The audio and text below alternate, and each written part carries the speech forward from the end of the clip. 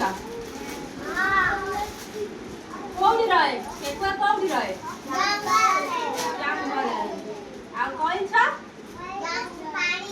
ପାଣିରେ। କଇଁଛ ଦେଖିଛ? କଇଁଛ ଠେକୁଆ ଦି ଜଣ ସାଙ୍ଗ ଥିଲେ। କହିଲା ଜଙ୍ଗଲରେ ଦି ଜଣ କଇଁଛ ଠେକୁଆ ସାଙ୍ଗ ଥିଲେ। କିଏ କିଏ ସାଙ୍ଗ ଥିଲେ?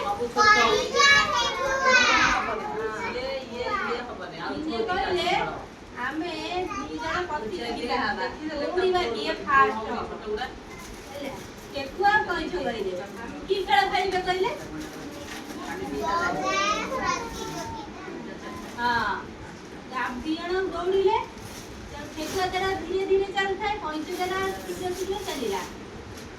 ଠେକୁଆ ଅଧ ବାଟରେ ହେଇଛି ଠେକୁଆ ଶୋଇ ପଡ଼ିଛି। କଇଁଛ ତାର ଧୀରେ ଧୀରେ ଧୀରେ ଧୀରେ ଯାଇ ସେଇ ଜାଗାରେ ପହଞ୍ଚି ଯାଇଛି। ଠେକୁଆ ବାଟରେ ତାର ଗଛ ମୂଳ ଦେଖିଛି, ପବନ ହଉଛି ସେଠି, ସେ ଶୋଇ ପଡ଼ିଛି। କଇଁଛ ତାର ଧୀରେ ଧୀରେ ଧୀରେ ଯାଇକି ସେ ଜାଗାରେ ପହଞ୍ଚି ଯାଇଛି। ହେଲା କିଏ ପହଞ୍ଚି ଗଲା